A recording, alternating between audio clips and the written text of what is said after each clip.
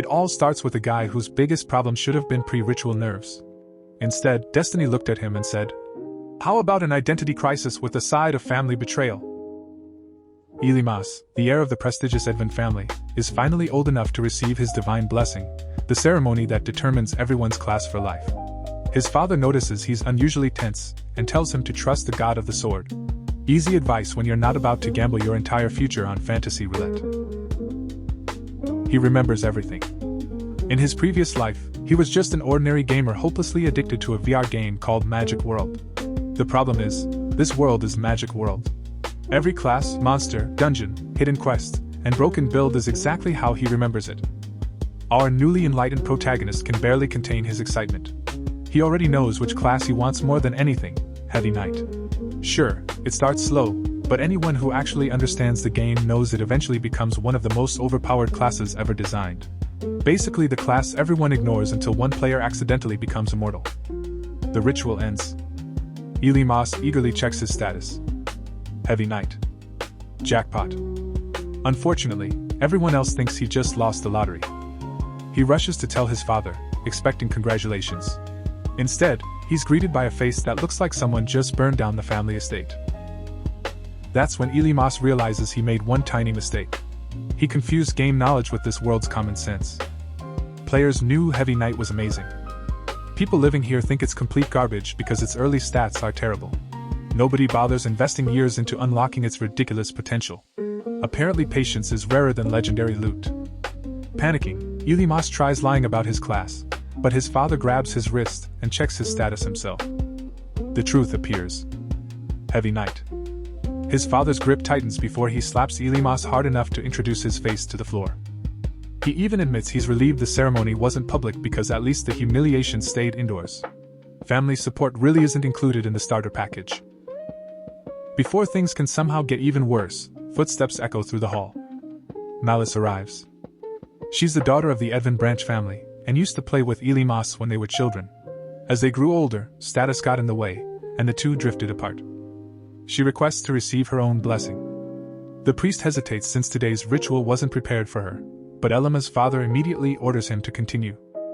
A few moments later. Master Swordsman? The most coveted class in the kingdom.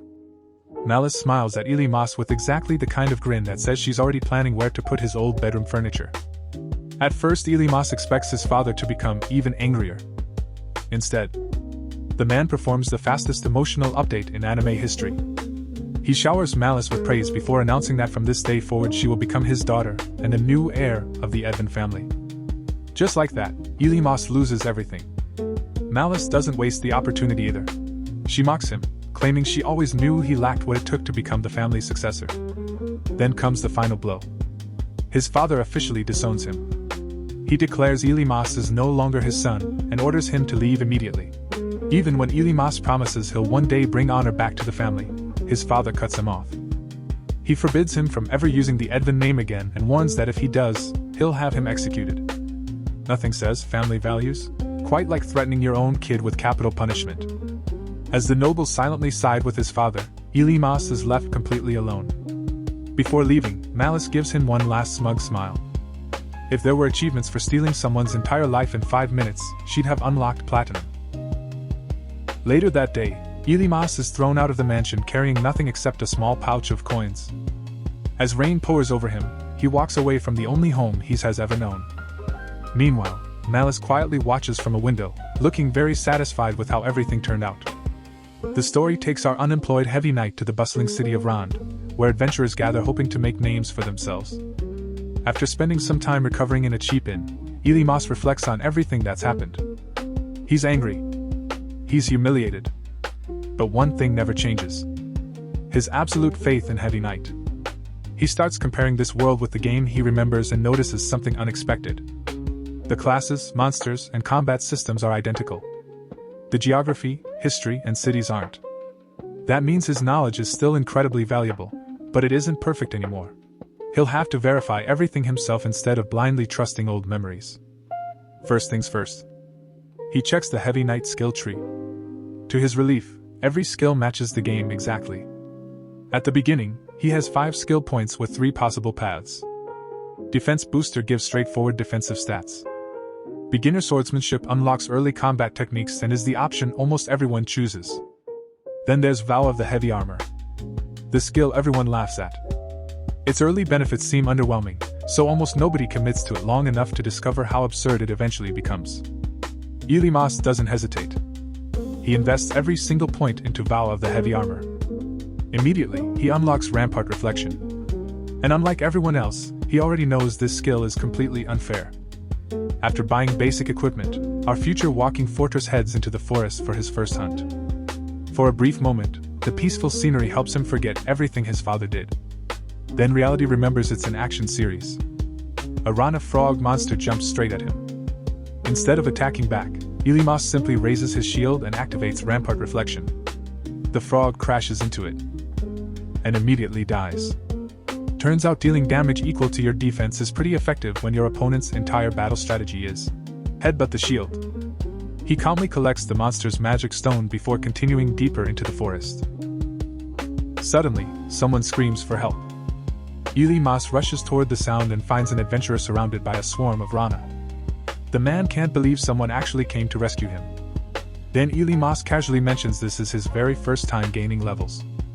The adventurer immediately assumes they're both doomed. Honestly, fair assessment.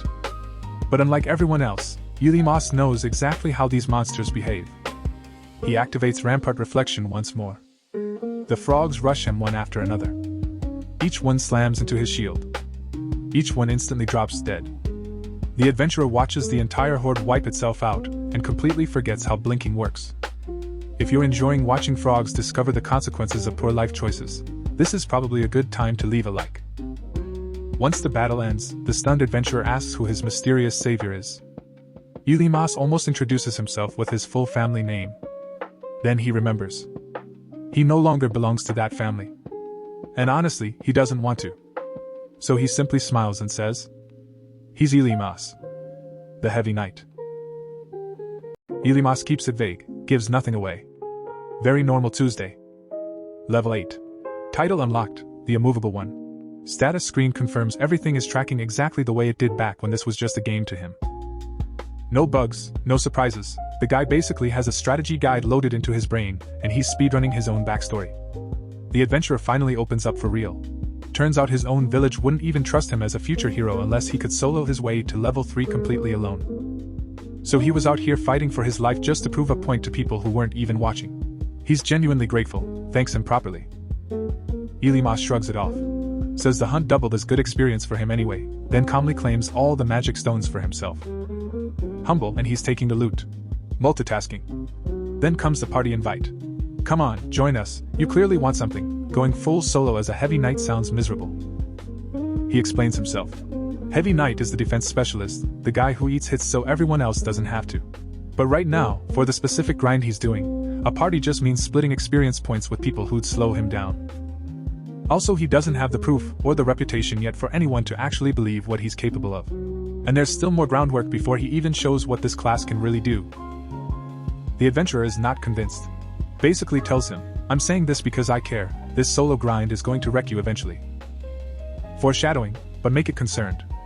And then the vibe completely flips. A massive Aranda 8 shows up.